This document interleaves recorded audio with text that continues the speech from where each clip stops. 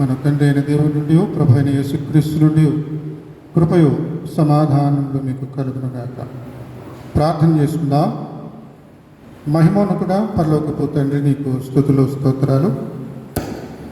నీ కృపా నీ దయ మా తండ్రి అనేక విధాలుగా మమ్మల్ని పెంచి పోషిస్తూ కాచి కాపాడుతున్నావు. నీకు వందనాలు. నీ మందిరంలో చేరి నీ వాక్యంలో ధ్యానిస్తూ ఉండగా తగిన వివేకమును, ఆలోచనను, ఆత్మీయమైనటువంటి జ్ఞానాన్ని ప్రసాదించమని, వినే చెవులను, అనుసరించే మనస్సును మాకు ప్రసాదించమని మా ప్రభును నీ ప్రియకుమారుడైన క్రీస్తు నామమున నేను అడుగుచున్నాను తండ్రి. ఆమేన్. కూర్చుందాం. ప్రియమైన సంఘమా, మన ధ్యాన మాలికలో క్రైస్తవ ఆల్మనక్ పంచాంగంలో ఈ వారం కోసం ఏర్పాటు చేసినటువంటి పాఠ్యభాగాలు మనం చదువుకున్నాం. పాత నిబంధనలో సామెతల గ్రంథం నుండి సొలొమోను చెప్పినటువంటి అనేకమైనటువంటి విషయాలలో కొన్ని విషయాలు 16వ అధ్యాయం మొదటి 9 వచనాలు చదువుకున్నాం. అక్కడ జ్ఞానానికి సంబంధించినటువంటి మాటలు కొన్ని తెలియజేస్తూ ఉన్నాడు. జ్ఞానాన్ని ఆర్జించాలి, యెహోవా యందు భయభక్తులు కలిగి ఉండటమే జ్ఞానానికి మూలం. ఇలాంటివన్నీ కూడా సొలొమోను ఖరాఖండిగా చెబుతూ ఉంటాడు. ఇక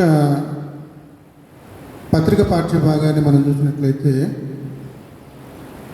పౌలు భక్తుడు తన సువార్త యాత్రలో ఏథెన్స్ నగరాన్ని చేరుకొని అక్కడ క్రీస్తును వారికి పరిచయం చేయడానికి ఏ రకంగా తన తెలివితేటలు ఉపయోగించాడో, సమయస్ఫూర్తిని మరి అక్కడ కలిగి ఉన్నాడో మనం చదువుకున్నాం. అదేవిధంగా క్రీస్తు ప్రభు వారు రాజ్య సువార్తను ప్రకటిస్తూ, ఇది కాదు రాజ్యము, ఈ మనుషులు ఉండేటువంటి రాజ్యం కాదు, పరలోక రాజ్యం ఉంది, దానిలో పౌరసత్వం సంపాదించుకోవాలి, యోగ్యత ఉండాలి, కనుక ఏం చేస్తే మనం యోగ్యులముగా పరలోక రాజ్యంలో ప్రవేశించగలము అర్థం చేసుకోవడానికి ఉపమానాలు చెబుతూ ఉండేవాడు. అందులో 2 ఉపమానాలు మనం చదువుకున్నాం. మత్తయి సువార్త 13వ అధ్యాయము 44 నుండి 46 వరకు. చాలా చిన్న వచనాలు, తక్కువ వచనాలు. ఒకటేమో పొలంలో దాచిపోయినటువంటి నిధి దొరకటం, ఇంకొకటి మంచి ముత్యాలను వేటాడటం. పరలోక రాజ్యాన్ని ఈ రకంగా మీరు అర్థం చేసుకోవాలని క్రీస్తు ప్రభువు తెలియజేశారు. ఈ మూడింటిని సమన్వయం చేసి మనము ఒక సందేశాన్ని అందుకోవాలి. కనుక్కో, కొనుక్కో, కొనుక్కున్న దాన్ని సొంతం చేసుకో. సొంతం చేసుకోవడానికి కష్టపడు అనేటువంటి విధంగా కాడిని మొయ్యి కష్టానికి గుర్తు. నువ్వు ఒక్కడవే కష్టపడిపోయి కాడిని మోయకూడదు. జతగా సృష్టికర్త ఉంటాడు. ప్రయాసపడి భారం మోసుకుని సమస్తమైన వారులారా నా యొద్దకు రండి, నేను మీకు విశ్రాంతిని ఇస్తానని చెప్పినటువంటి యేసుక్రీస్తు ప్రభు వారి మాట మనం గుర్తుంచుకోవాలి. మరి ఈ 3 పాఠ్యభాగాల్ని ఏ రకంగా సమన్వయం చేసి ఒక సందేశాన్ని అందుకోగలము. ప్రతి ప్రసంగము కూడా ఒక కసరత్తే. ప్రతి ప్రసంగము కూడా ఒక డెలివరీ. ఇంగ్లీష్లో డెలివరీ అంటారు. డెలివరీ అంటే ప్రసంగించడం, delivering the message, delivering the sermon. ప్రసవ వేదన లాంటిదే ఒక్కొక్కసారి. ప్రసవ వేదన తర్వాత సంతోషాన్ని ఇచ్చేటువంటి శిశువు తల్లి గర్భం నుండి బయటకు వస్తుంది. అలాగా ఇక్కడ ప్రసంగానికి నిలబడక ముందు మరి కొన్నిసార్లు ప్రసవ వేదన పడినట్టుగా సిద్ధపాటు అవసరం అవుతుంది. ఇక్కడ మనం గమనించినట్లయితే కనుక్కో కొనుక్కో కాడి మొయ్యకుండా కొనలేవు, కష్టపడకుండా సంపాదించలేవు. బాగుంది. అప్పుడప్పుడు మీకు ఒక మాట చెప్తూ ఉంటాను, యురేకా అంటే దొరికేసింది, కనుక్కున్నాను. అది పాత రోజుల్లో బాగా వాడుకునేవారు.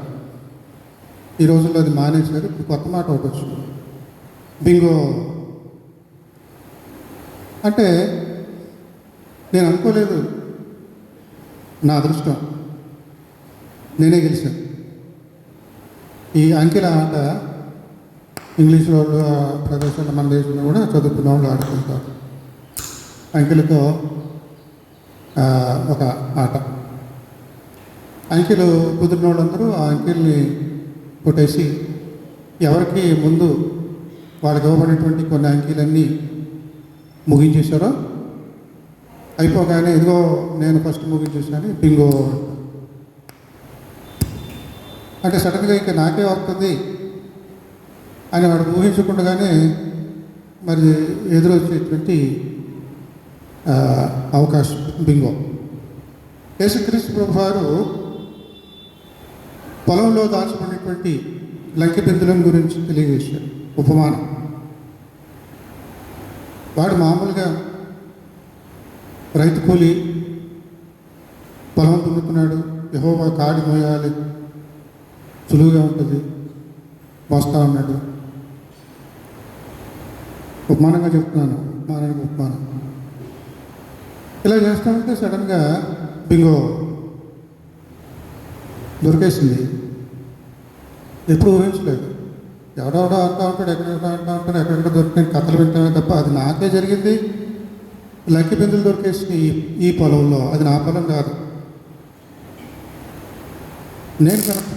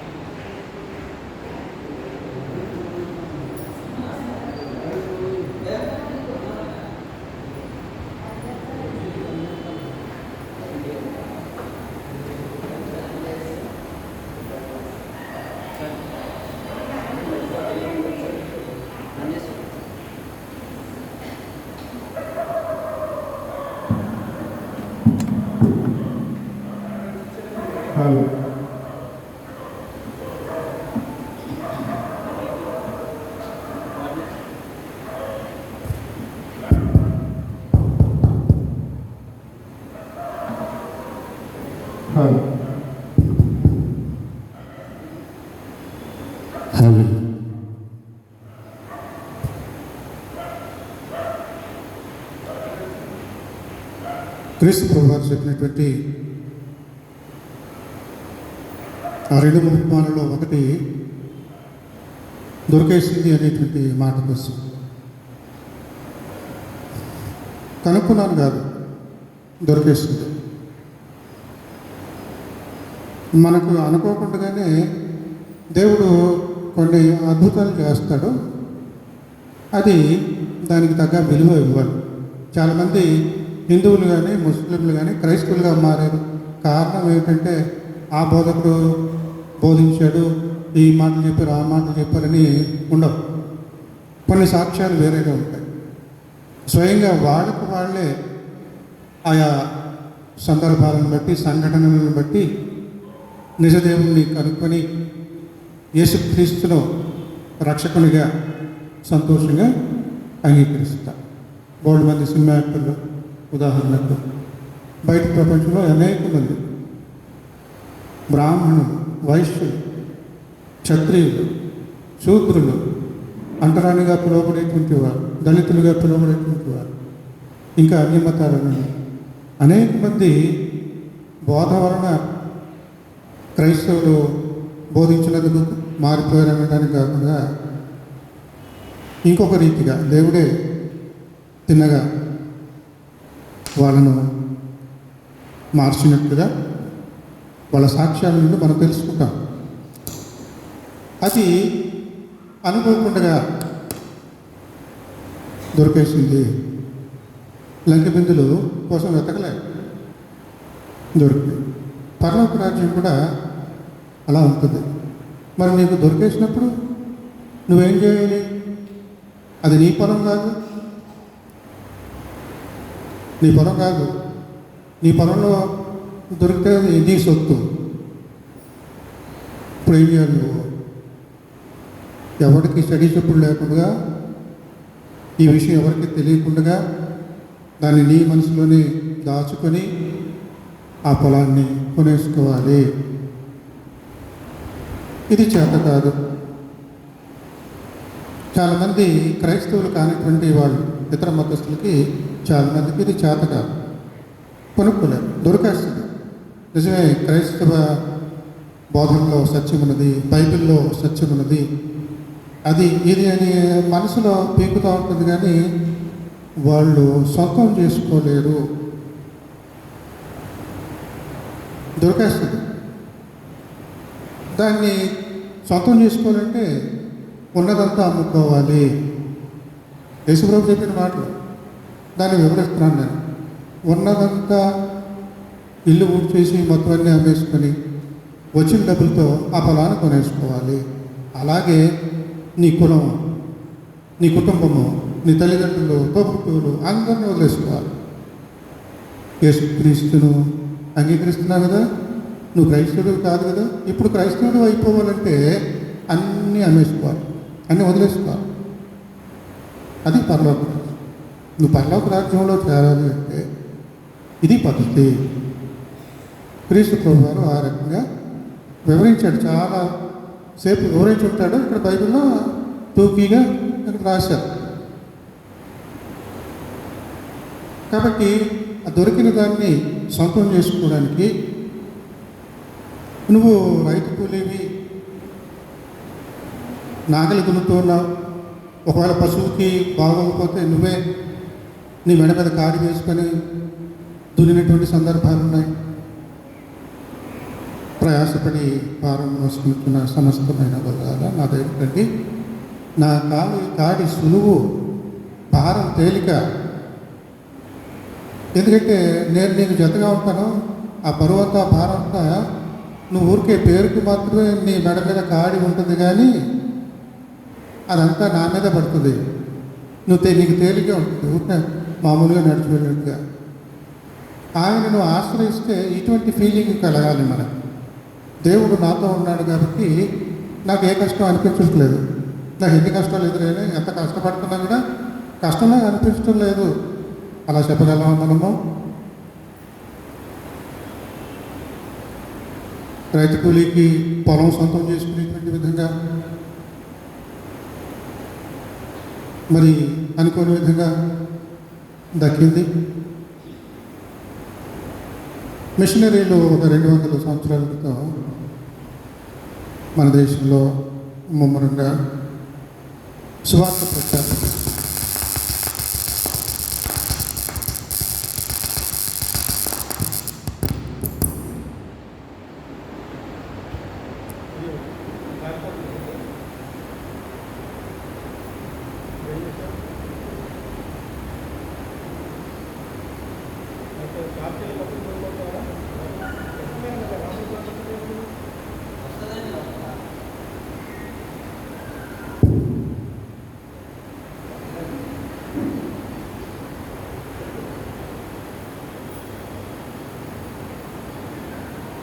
క్రీస్తు ప్రభువు చెప్పినటువంటి ఈ మొదటి ఉపమానంలో దక్కించుకోవాలంటే ఉన్నదంతా పోగొట్టుకోవాలి, పరలోకాన్ని దక్కించుకోవాలంటే ఈ లోకాన్ని పోగొట్టుకోవాలి. అది సారాంశం. 200 సంవత్సరాల క్రితం మిషనరీలు ముమ్మరంగా పరిచయం చేసే రోజుల్లో ముఖ్యంగా బెంగాల్ మహానుభావుడు విలియం కేరీ, బహుశా అలాంటి వ్యక్తి ముందు పుట్టలేదు, తర్వాత కూడా పుట్టలేదు. బహుభాషా జ్ఞాని. ఈ భాష నాకు రాదని అనిపించుకునేలా లేదు, వినిపించే ప్రతి భాష కూడా నేర్చుకోగల జ్ఞానం ఇచ్చాడు. ఆ దినాలలో అతని తర్వాత తరం వాళ్ళు అక్కడ ఉన్నటువంటి బెంగాలీస్, బ్రాహ్మణులు, అన్ని తరగతుల నుండి వర్గాల నుండి క్రైస్తవులుగా ఒక్కొక్కరు వాళ్ళ మీదనే ఎక్కువగా ఏం కాదు, క్రైస్తవులుగా మారిపోయేవారు. రాజా రామ్మోహన్ రావు ఉండేవాడు, సాంఘిక సంస్కర్తగా పేరు తెచ్చుకున్నాడు. కారణం ఏంటంటే దేశాన్ని వదిలిపెట్టి ఇంగ్లాండ్లో వెళ్ళి చదువుకున్నాడు. అక్కడికి ఇక్కడికి తేడాలు భయంకరంగా ఉన్నాయి. ఇక్కడ పక్కింటోడు భర్త చనిపోతే పెళ్ళాన్ని తగలబెట్టేస్తున్నాడు, శవంతో పాటు భార్యను తగలబెట్టేస్తున్నాడు. అలాంటి భయంకరమైనటువంటి దేశం మన దేశం.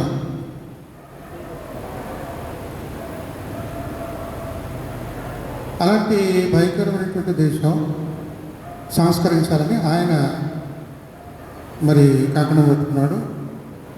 ఆయనకు సమకాలీకుడే చెప్పాలంటే సీనియర్ విలియం కేరీ. ఆయన పేరు మన దేశ చరిత్రలో ఇరికించరు, పక్కకు పెట్టేస్తారు. ఎందుకంటే శవాలను తగలబెట్టే ఆ నది పక్కనే విలియం కేరీ గారి ఇల్లు, హుగ్లీ నది. ఆ స్థలానికి వెళ్ళి అక్కడ ఉన్న విద్యార్థులు వాళ్ళకి పాఠాలు చెప్పడానికి నాకు అవకాశం వచ్చింది. ఒకసారి మద్రాసు నుంచి కలకత్తా వెళ్ళి, కలకత్తా నుండి శ్రీరాంపూర్ ఒక 20-25 కిలోమీటర్ల దూరంలో ఉంటుంది. హుగ్లీ నది ఒడ్డున ఉంటుంది. అక్కడ శవాలు బయలు పెడతా ఉంటారు. ఇలాంటి మంచి కార్యాలు జరుగుతున్నందుకు హిందువులుగానే వాళ్ళు సంస్కరించుకునేలాగా వాళ్ళ పనిలో వాళ్ళు ఉన్నారు. వాళ్లకు ఆద్యుడు ముఖ్యుడు ఎవరంటే రాజా రామ్మోహన్ రావు. ఒక ప్రక్కన ఈ మన మిషనరీలు కూడా ఇది తప్పు, ఇది చేయకండి, ఎలా చేయకండి, ఎలా చేయకండి, మీ మతం ఇలా నేర్పిస్తే బైబిల్ అలా నేర్పించదో, బైబిల్ని నమ్ముకోండి, యేసుప్రభుని నమ్ముకోండి అని ఈ రకంగా వేళ ధోరణి ఇంకొకలాగా ఉండేది. ఒక ప్రక్కన సమాజ సేవ చేస్తూ మీరు ఆచరించేటువంటి పద్ధతులు ఇవన్నీ కూడా మీ గ్రంథాలు, మీ చరిత్ర, ఇదంతా కూడా మిమ్మల్ని ఈ తప్పులు చేయించడానికి కారణం అవుతుంది, దీన్ని మానుకోండి, దీన్ని వదిలేయండి. అర్థమైంది కదా? దీన్ని మానుకోండి, దీన్ని వదిలేయండి, నీ ఆస్తినంతా అమ్మేసుకో, లంకి బిందులు ఉన్నటువంటి పొలాన్ని కొనుక్కో. ఆ రకంగా కేసు చంద్రసేన్, సుందర్ సేన్ అని ఒక ఆయన హిందువు, బహుశా బ్రాహ్మణుడు అనుకుంటా, ఆయన సంతోషంగా క్రీస్తుని అంగీకరించేశాడు. రాజా రామ్మోహన్ రాయ్ ఆ బ్రహ్మ సమాజంలో ఆ రామ్మోహన్ రావు చనిపోయిన తర్వాత ఈయన జూనియర్గా ఉండి ఆయనే దానికి యజమానిగా మారాడు. బ్రహ్మ సమాజం అంటే దేవుడు అప్పుడే ఊరికే మతాలు అది ఇది అని చెప్పకండి. ఆ రకంగా ఆ రోజుల్లో రాజా రామ్మోహన్ రాయ్ దేవుళ్ళకి పేర్లకి ప్రాముఖ్యత ఇవ్వకండి, దేవుడు అని చెప్పండి సరిపోద్ది అన్నట్లే వాళ్ళ ఒక ఉద్యమం. అయితే తర్వాత తరం ఈ కేశవ్ చంద్రసేన్, రాజా రామ్మోహన్ చనిపోయాడు. ఈ కేశవ్ చంద్రసేన్ మాత్రం క్రైస్తవుల బోధనలకు చాలా ఆకర్షించబడ్డాడు. క్రైస్తవుడు అయిపోయి అక్కడంతా కూడా బ్రహ్మ సమాజంలో క్రైస్తవ ఆచారాలు మొదలుపెట్టేశాడు. ప్రభు సంస్కారం అంటాడు, అదంటాడు, ఇదంటాడు, అన్నీ చేశాడు. ఆ రోజుల్లోనే 200 సంవత్సరాలు సుమారు 150 పైచులకు అనుకోండి. సంస్కృతంలో త్రియేక దేవుడి గురించి పాట రాశాడు. అదే భారతదేశంలో బహుశా మొట్టమొదటి పాట త్రియేక దేవుని గురించి కీర్తిస్తూ రాసినటువంటి సంస్కృత పాట. ఇవన్నీ చేసినోడు చివరాఖరికి నిలదొక్కుకోలేకపోయాడు. అవసాన దశలో ప్రెషర్ ఎక్కువైపోయింది, ఒత్తిడి ఎక్కువైపోయింది. నువ్వు అలాగే క్రైస్తవుడిగా కొనసాగితే నీ బంధువులు, నీ స్నేహితులు ఎవడు కూడా నీ సాగుకు ఎవడు రాడు. ఇలాంటి మాటలన్నీ చెప్తూ మొత్తానికి బ్రెయిన్ వాష్ చేసేసాడు. ఇక చనిపోయేటప్పుడు మళ్ళీ వెనక్కి వెళ్ళిపోయాడు. హిందూ సాంప్రదాయంలోనే ఆ దహనకాండ ఇవన్నీ కూడా జరిగాయి. లంకిబిందులో ఉన్నటువంటి పొలం తెలిసిపోయింది. దాన్ని సొంతం చేసుకోవడానికి ఉన్నది అమ్ముకోలేకపోయాడు. పరలోక రాజ్యానికి మనం వెళ్ళాలంటే త్యాగం అంటారు, అది తెలివితేటలు, త్యాగం కాదు అది. అందుకనే సామెతల గ్రంథంలో మన పెద్దలు ఇచ్చారని ఇప్పుడు నాకు అనిపిస్తుంది. ఏంటో ఇది ఇచ్చారు, దానికి దీనికి సంబంధం లేదు. అక్కడ జ్ఞానం గురించి చెప్తాం, తెలివితేటలు. ఏ తెలివితేటలు ఉండాలి? మనం తెలివితేటల కోసం ప్రార్థన చేస్తాం. ఏంటి? యెహోవా యందు భయభక్తులు కలిగితే జ్ఞానంకు మూలం కదా. నేను నీకు ప్రార్థన చేస్తున్నాను, నాకు జ్ఞానం ఇవ్వండి. ఏంటది? ఐఏఎస్లో ఐపీఎస్లో పాస్ అయ్యేటువంటి జ్ఞానం ఇవ్వండి. అది కాదు, ఆ మాటకు అర్థం అది కాదు. పరలోకాన్ని సంపాదించుకునేటువంటి జ్ఞానం. ఈ మహామేధావి అయిన కేశవ్ చంద్రసేన్, సుందర్సేన్ అసలు బెంగాలే ఆ రోజుల్లో intellectual house of India, intellectual home of India అని బిరుదు ఉండేది. తెలివితేటలు కలిగిన వాళ్ళందరూ అక్కడ ఉండేవాళ్ళు. దానికో కారణం ఉందిలే, బ్రిటిష్ వాళ్ళు అధికారులు విక్టోరియా రాణి అక్కడ కాపురం ఉండేది కాబట్టి ఆ వస్తువులు ఇవన్నీ ఉన్నాయి కాబట్టి ఆ రకంగా లబ్ధి పొంది తెలివితేటలు సంపాదించేసుకున్నారు. అంతే తప్ప లేదు అవతల వాళ్ళు పెళ్లి తెలివితేటలు మనం తెలివితేట, లేకపోతే తమిళ వాళ్ళు తెలియవాళ్ళు, అందరూ తెలియవాళ్ళే. అవకాశాలను బట్టి, పరిసరాలను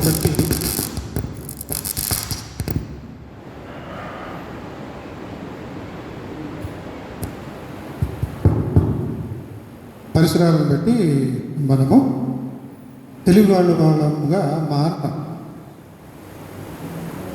సరే, ఇక్కడ పరలోకాన్ని సంపాదించుకోవడానికి యెహోవా యందు భయభక్తులు కలిగి ఉండాలి. అప్పుడు నీకు జ్ఞానం వస్తుంది. ఏది? ఈ పొలాన్ని నేను కొనేసుకోవాలి, ఈ పరలోక నిధి నేను సొంతం చేసుకోవాలంటే అది నా పొలం కాదు, నేను రైతు కూలి. దాన్ని కొనేసుకోవడానికి నాకున్న డబ్బులు అవి అప్పు చేసి మొత్తానికి ఏం చేసి దక్కించుకోవాలి. ఇంకొకటి ఏంటి? ముత్యాల వేట. ముత్యాల వేట అది నువ్వు చొరవ తీసుకోవాలి. నీకు అనుకోకుండా దొరికింది కాదు అది. లంకిబిందులైతే అనుకోకుండా నీకు దొరికేసినాయి. ఇది అలా కాదు, వేటాడాలి. దొరికేదాకా ప్రాణాలు సహితం లెక్క చేయకూడదు. ముత్యాలు ఎక్కడ దొరుకుతాయి చెప్పండి? రత్నాలు ఎక్కడ దొరుకుతాయి? రత్నాలు కొండల్లో దొరుకుతాయి, ముత్యాలు సముద్రంలో దొరుకుతాయి. మాస్టర్మన్ గారు చిన్న తప్పు చేశారు. పాట రాసేటప్పుడు ఆ ప్రాస వచ్చేయాలి, ఆ మనకు అలా వచ్చేయాలని. లోతైన జలములలో లోతున వినబడు స్వరమా, లోబడుటను నేర్పించి లోపంబులు సవరి లోకైనై ఉలలో అని చెప్పేసి రతనాలను వెదకుటలో లోకేశ అనుకోవమే అన్నట్టుగా ఉంటుంది. ఎక్కడ రత్నాలు? కొండల్లో రత్నాలు ఉంటాయి, ముత్యాలు ఉంటాయి సముద్రంలో. అక్కడ పొరపాటు చేశాడు ఆయన. సరే, ముత్యాల వేటగాడు సముద్రంలోకి వెళ్తాడు. ఈ రోజుల్లో ఈ పెట్టుకొని ఆక్సిజన్ పెట్టుకొని ఇవన్నీ పెట్టుకొని వెంటిలేటర్లు పెట్టుకొని లోపలికి వెళ్తున్నారు. 2000 సంవత్సరాల క్రితం యేసుప్రభు వారు చెప్పిన మానము అప్పుడు ఏమైనా ఉన్నాయి? దమ్ము పట్టాలి, గజయితగాడు అంటారు సరే, దమ్ము పట్టాలి. ఇప్పుడే మనకు అలవాట్లు పోయినాయి. పాత రోజుల్లో ఇక అలాంటిది అదే ట్రైనింగ్లో కొంతమంది ట్రైనింగ్ ఒక్కసారి దమ్ము పెట్టి లోపలికి వెళ్ళి దాదాపుగా ఒక 10-15 నిమిషాలు అడుగంట వెళ్ళిపోయి ఈ ముత్యపు చిప్పలు, ఆలు చిప్పలు వేరు, అవి పనికిమాలి ముత్యపు చిప్పలు ఉంటాయి, ఎక్కడెక్కడ ఉన్నాయని చెప్పేసి వెళ్ళిపోవాలి, లోపలికంటే వెళ్ళిపోవాలి. తిమింగలాలు ఉంటాయి, పెద్ద పెద్ద చేపలు ఉంటాయి, అది ఉంటుంది ఇది ఉంటుంది, ఎంతో ప్రమాదం. ఫస్ట్ ఆఫ్ ఆల్ నీ ఊపిరి, నీ ప్రాణానికి ప్రమాదం.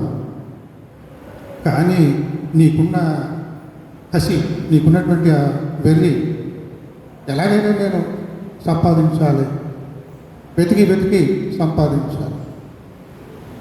విలువైనటువంటి ఎవరికి దక్కించుకోలేదు కదా. 6-7 కొంతమంది సంపాదించారు, కానీ ఇంకా విశేషమైనటువంటిది నేను సంపాదించినట్లుగా ప్రాణాలకు తెగించి వేటాడేవారు ముత్యాలు వేట. పరలోకాన్ని సంపాదించుకోవాలంటే ప్రాణాలకు తెగించాలి, దమ్ము పట్టాలి. దాని వివరం ఎలా మీ బహుశా మీకు ఎవరు చెప్పుంటారు, విమానం ఇలా వివరం చెప్పారా? ఏదో చదివేస్తాం సరే సరే అన్నట్టుగా ఉంటుంది తప్ప. సరే, పర్వత రాజ్యాన్ని దక్కించుకోవాలి. ఈ 2 అయిపోయినాయి. పౌలు గారి దగ్గరికి వద్దాం. సామెతలు కూడా టచ్ చేసేసాం కదా. యెహోవాను భయభక్తులు కలిగిన జ్ఞానం మూలము, ఈ లోక జ్ఞానాన్ని పట్టుకొని ఆ లోకాన్ని ఆపాదిస్తాం, తప్పు. పరమసత్యాన్ని, ఆత్మీయమైనటువంటి జ్ఞానాన్ని కలిగి ఉండాలంటే భయభక్తులు ఉండాలి. పౌలు భక్తుడు విశేషమైనటువంటి పరిచర్య, స్వార్థ పరిచర్య. ఏథెన్స్కి వెళ్ళాడు.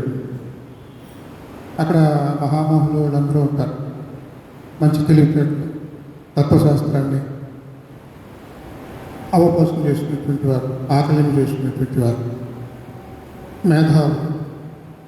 మేధావుల కమిటీ, ఇవన్నీ ఆ వాతావరణమే వేరు. దానితో పాటు తెలుగు తక్కువతనం అన్నట్లుగా రాళ్లను రప్పలను మొక్కుతూ ఉంటారు, బరులు అర్పిస్తూ ఉంటారు విగ్రహం ముందు. ఆ విగ్రహమే వాళ్ళకి దేవుడు. ఏంటంటే ఈ దేవుడు పందిలాగా ఉంటాడు, ఆ దేవుడు కోతిలాగా ఉంటాడు, ఈ దేవుడు చేపలాగా ఉంటాడు, ఆ దేవుడు తాపేలులాగా ఉంటాడు, ఈ దేవుడు గ్రద్దలాగా ఉంటాడు.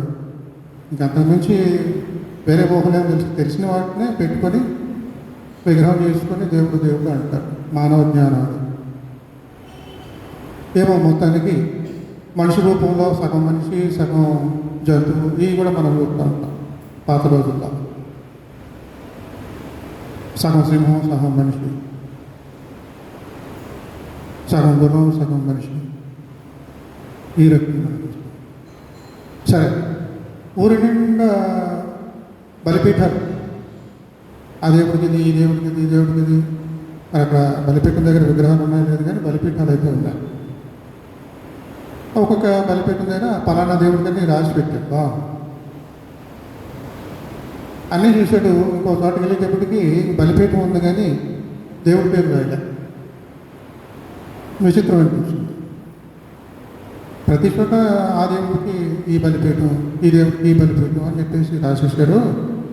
పలానా చోటుకి వెళ్ళేటప్పటికి ఏం రాశారు కదా అని చెప్తే, మాకు తెలియని దేవుడికి ఇంతవరకు మాకు ఒక దేవుడు తెలియదు, ఆ దేవుడు కోపగిస్తాడని, ఆ కోపం మా మీద వచ్చేస్తుందని మా భయం, మాకు తెలియనటువంటి దేవుడికి అని అక్కడ రాశారు. ఆ తెలియని దేవుడికి కూడా బలి. ఇది వాళ్ళ పరిస్థితి. పాయింట్ వరకు ఇది. పరలోక సత్యాన్ని వివరించడానికి తత్వశాస్త్రాన్ని చదివినటువంటి వాడు, అటు గ్రీకు తత్వశాస్త్రం తెలుసు, ఎందుకంటే అమానాల్లో ఒకడు గ్రీకు, ఇంకొకడు యూదులు. ఈ రకంగా గమలీయులు మహామేధావి అతను చదివాడు. కాబట్టి ఆ తెలివితేటలు, భయభక్తులు ఈ రెండు ఉన్నాయి. యెహోవాయందు భయభక్తులు కలిగి ఉంటే జ్ఞానోన్నతం మూలకం. మీరు ఏం చెప్తారా, ఏం చేయాలని మీరు కంగారు పడకండి. ఆ టైంకి నేను మీకు పరిశుద్ధాత్ముడు మీకు సహాయపడతాడు. అన్యుల దగ్గరికి వెళ్ళి ఏం చెప్పాలని కంగారు పడతారు. కొంతమంది అలాగే మొన్న అక్కడ బైపాస్ రోడ్ చర్చ్లో ఒక పాస్టర్ని పిలిస్తే గంట సేపు చెప్పాలి. ఇండిపెండెంట్ పాస్టర్ కొత్తగా వచ్చాడు, గంభీరమైనటువంటి సంఘం, గుడిగిండ జనాలు. వెంటనే ప్రసంగం ప్రారంభించాడు. తర్వాత మొత్తానికి ప్రారంభించాడు. గంట సేపు చెప్పవలసింది, అరగంట కూడా చెప్పలేకపోయాడు. ఫోబియా, జనాలు చూస్తే కొంతమందికి భయం వేస్తుంది. సరే, ఇక్కడ పౌలుకి అవేమి లేవు, అటువంటి బెదురు ఏమి లేదు, దేనికైనా రెడీ, ఎవరు రెడీ. పాయింట్ దొరికింది. అక్కడ ఎక్కడ పడితే అక్కడ చెట్ల కింద కూర్చొని ఇయే కబుర్లో కేంద్రంలో ఏం జరుగుతుంది, కేరళలో ఏం జరుగుతుంది, పాలిటిక్స్, రాజమండ్రిలో ఏం జరుగుతుంది, ఇలా ఉన్నాయి. ఇంక ఏ ఊసులు అనమాట. కొత్త సంగతులు ఏంటి, కొత్త బోధలు ఏంటి, కొత్త తత్వం ఏదైనా ఉందా, ఇంతకుముందు వినయం కాకుండా ఇప్పుడు ఎవరైనా కొత్తగా ఏమైనా చెప్తున్నాడా, ఈ రకంగా వాడు ఆలోచించుకుంటే ఆ స్థితి ఎరిగినటువంటి వాడుగా ఆ అబ్బాయిలో మీకు తెలియదు నేను చెప్తాను. తెలియబడని దేవుడికి అని పెట్టారు సరే, అది మీరు చెప్తాను. మీరు కొత్త సంగతులు తెలుసుకోవాలనుకుంటున్నారు సరే, మీకు తెలియనివి ఇంకా ఏమో ఉన్నాయని తెలుసుకోవాలని ఆతృత పడతారు సరే, అది మీకు చెప్తాను రండి అని చెప్పేసి మరి అరేయోపగు ఆ మహాసభలో నిలబడ్డాడు. బ్రహ్మాండంగా బోధించాడు. ఎక్కడో పరాయబడి ఇక్కడికి వచ్చాడు అదంటే దానికి మరి పూర్వ రోజుల్లో ఊళ్ళోకి వచ్చాడంటే ఈ ఊరోడు కాదంటే అందరికన్నా వాళ్ళ మీద ఉంటుంది. ఎందుకు వచ్చాడు, ఎందుకు వచ్చింది, ఇలా ఉంటాయి పాత రోజులు. చిన్న చిన్న ఊళ్ళు, ఆ రోజుల్లో జనాభాలు ఉంటారు కదా. మొత్తానికి పౌలుకు అవకాశం దొరికింది. చక్కగా వాళ్ళకి అర్థమయ్యేలాగా, మీ కవీశ్వరులు ఇలా చెప్తారు కదా, అది చెప్తారు కదా, మీ పండితులు ఇలా చెప్తారు కదా, ఒకసారి గుర్తు చేసుకోండి. నేను చెప్తున్నాను, మీకు తెలియని దేవుడు ఉన్నారని ఆ దేవుడి కోసం మీరు తహదహాలు ఆడుతున్నారు కదా, ఆ తెలియని దేవుడి గురించి మీకు చెప్తాను అని చెప్పేసి యేసుక్రీస్తు ప్రభువారి గురించి వివరిస్తే కొంతమంది నవ్వుకున్నారు, అభ్యసించారు. చిలువ తెచ్చుకోవడం ఏంటి, మళ్ళీ చావు గెలవడం ఏంటి,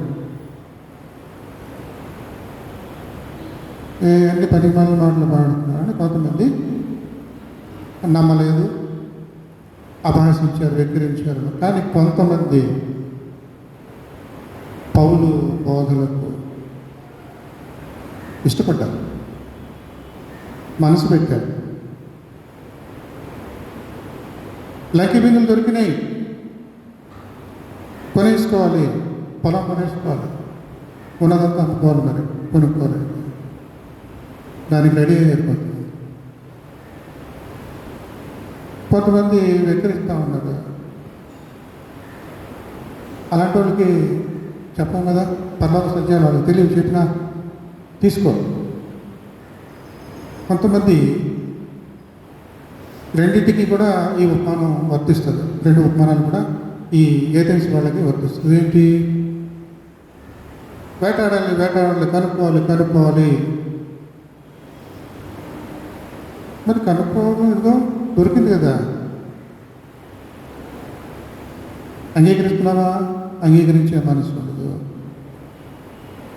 కొంతమందికి 10 మందిలో నేను క్రైస్తవుని చెప్పుకోలేదు. ఇప్పటిదాకా ఇన్ని వేల సంవత్సరాలు, 100 సంవత్సరాలు, ఇన్ని 100 తరాలు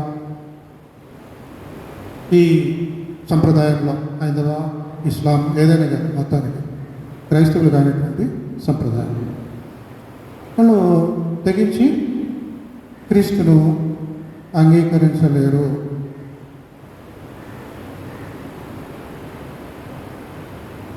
మరి ఆ పరలోకానికి సంబంధించినటువంటి జ్ఞానం నీకు లేకపోతే నువ్వు అందులో ఎలా ప్రవేశిస్తావు?